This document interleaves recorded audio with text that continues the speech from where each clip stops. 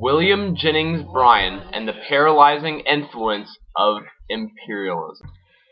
Bryan attended the Democratic National Convention of 1900, where he was expected to receive the nomination for president. In his speech, he chose to speak on the negative effects of American imperialism, specifically in the Philippines, because his opponent Theodore Roosevelt was such a strong supporter of it. After being split for many years, it looked that the Democrats could all find something that they could agree on.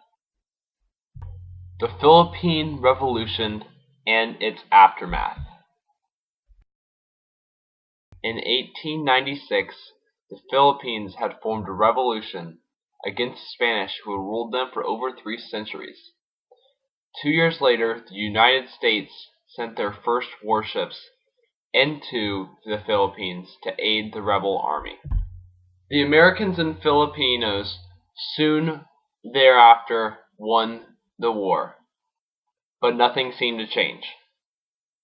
The Americans exercised imperial authority over the new nation to the great displeasure of their people.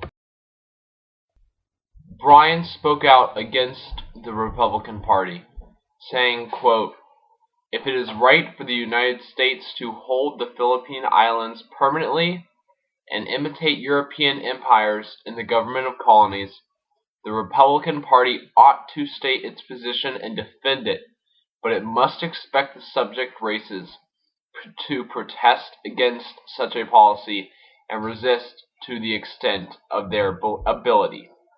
End quote. Bryan provides a solution to the Philippines problem. Quote, "It is set forth in the Democratic platform, and it is submitted with confidence to the American people. This plan I unreservedly endorse. If elected, I will convene Congress in extraordinary session as soon as inaugurated and recommend an immediate declaration of the nation's purpose.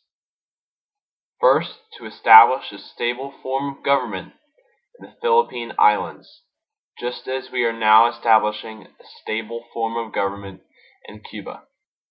Second, to give independence to Cubans. Third, to protect the Filipinos from outside interference while they work out their destiny, just as we have protected the republics of Central and South America and are, by the Monroe Doctrine, pledged to protect Cuba."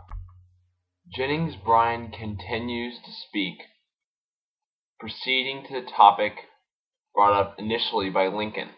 Quote, "Lincoln said that the safety of this nation was not in its fleets, its armies, its forts, but in the spirit which prizes liberty as the heritage of all men, in all lands everywhere." He goes on to say, "Heretofore this nation has been prompt to express its sympathy with those who were fighting for liberty.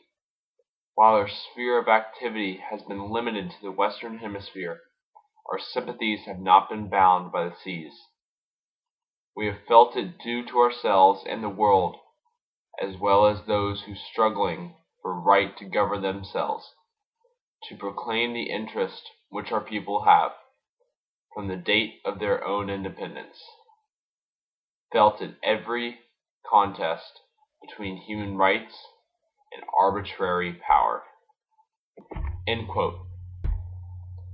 Bryan established the Republican platform in the Democratic Convention, hoping that if he exposed it to America, he would gain supporters in the upcoming election.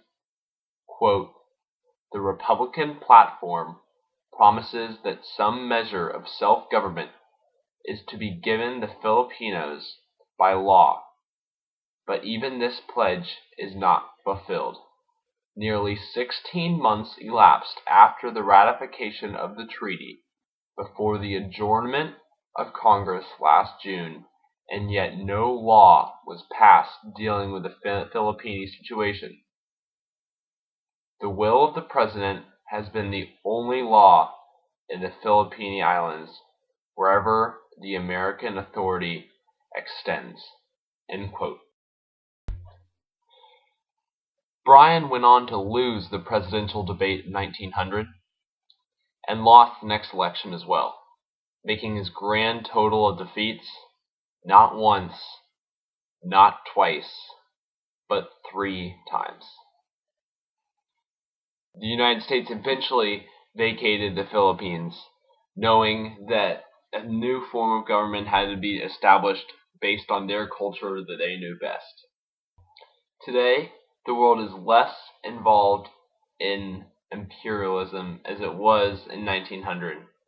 Nations have learned that each individual country is part of a global economy and system. And Bryan did his part to contribute to this change in mindset, and he left his impact on this world.